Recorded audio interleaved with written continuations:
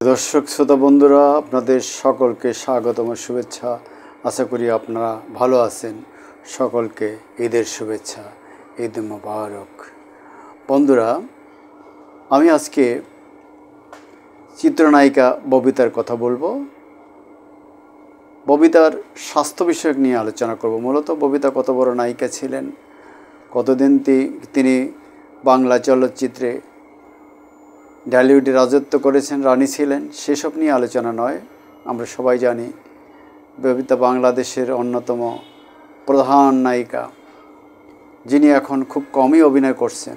কিন্তু সম্প্রতি তিনি একটি বিষয়ে আলোচনায় এসেছিলেন, তা হলো করোনা আক্রান্ত হয় তিনি গত কয়েক মাস আগে হাসপাতালে ছিলেন, 4 দিন ছিলেন হাসপাতালে, এবং তিনি চিকিৎসা শেষে সুস্থ হয়ে আবার বাসায় ফিরে গেছেন।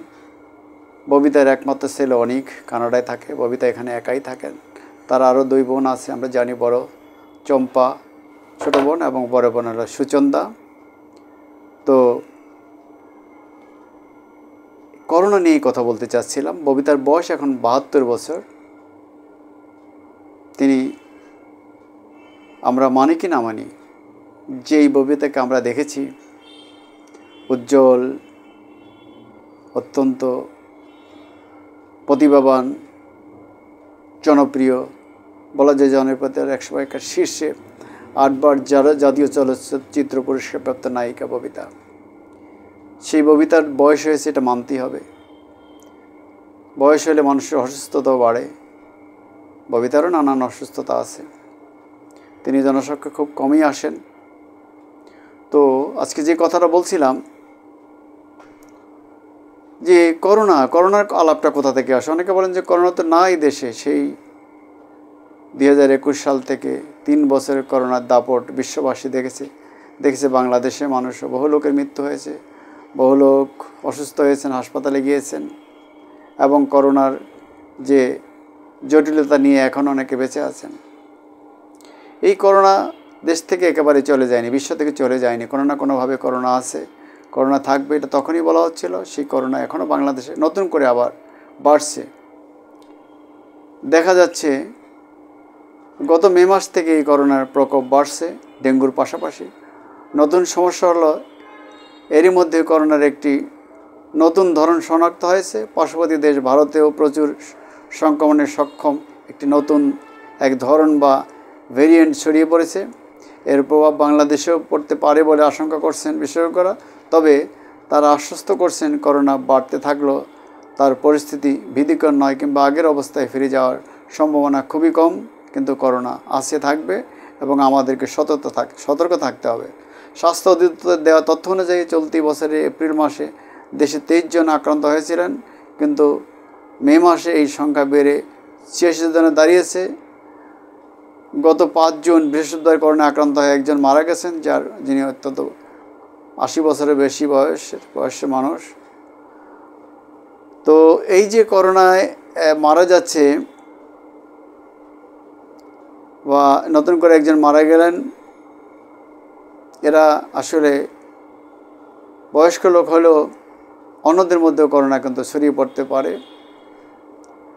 করোনায় এখন আবার নতুন করে হাত ধোয়ার অভ্যাস, মাস্ক পরা, ভিড় এড়িয়ে চলা ইত্যাদি অভ্যাসগুলো আমাদেরকে করতে হবে, এবং বারবারই হাত ধোয়ার অভ্যাস করতে হবে, স্যানিটাইজ করতে হবে। আমরা দেখছি দেশে করোনার টিকা নেওয়ার আগ্রহ এখন তেমন একটা দেখা যায় না। স্বাস্থ্য অধিদপ্তর বলছে গত 1 জানুয়ারি থেকে 8 মার্চ পর্যন্ত মাত্র 36 জন করোনার টিকা নিয়েছেন। তাদের বেশিরভাগই বিদেশগামী যাত্রী।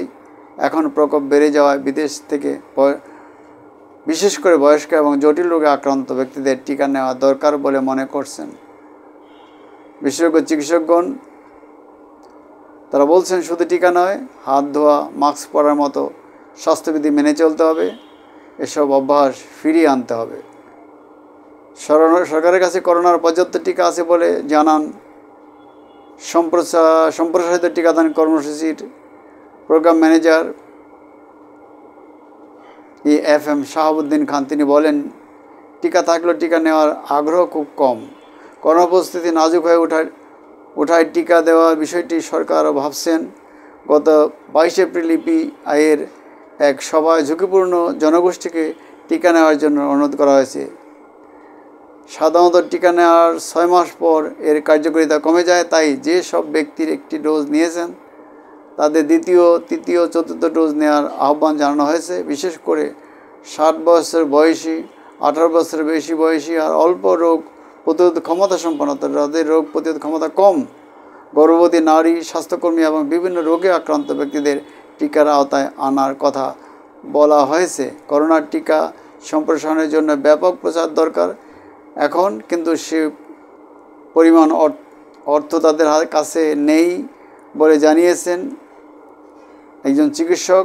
সরকারের এই বিষয়টি গুরুত্বের সাথে ভাবতে হবে এবং দেশের মানুষ যারা একসময় করোনার অত্যন্ত করুণ অভিজ্ঞতা যাদের আছে তারা অবশ্যই সচেতন হবেন এবং নিয়মকানুন মেনে চলবেন।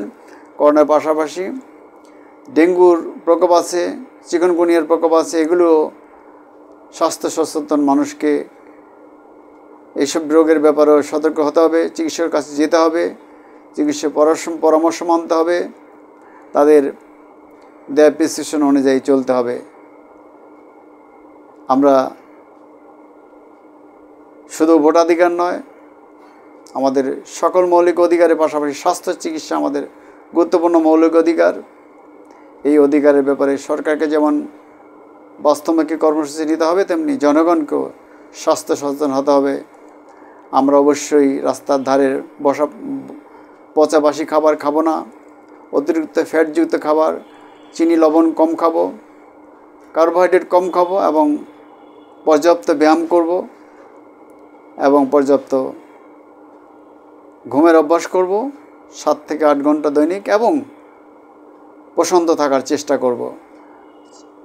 রোগী অবশ্যই চিকিৎসকের শরণাপন্ন হতে হবে, রোগকে অবহেলা করলে চলবে না, তবে স্বাস্থ্যবিধি মেনে চলতে হবে এবং জীবনধারা লাইফস্টাইল বদলাতে হবে। ইতিবাচক লাইফস্টাইল প্রয়োজন। কম্পিউটার, মোবাইল কম ব্যবহার করতে হবে, মাথা ঠান্ডা রাখতে হবে, রাতে সজাগ থাকা যাবে না, রাত 10টা থেকে 11টার মধ্যে ঘুমিয়ে পড়তে হবে, সন্ধ্যা 7টার মধ্যে রাতের খাবার শেষ করতে হবে এবং সকালে ঘুম থেকে উঠতে হবে। ব্যায়াম অবশ্যই করতে হবে। আমাদের এই স্বাস্থ্যবিধিগুলি মানতে হলে আমরা ইনশাল্লাহ সুস্থ থাকব।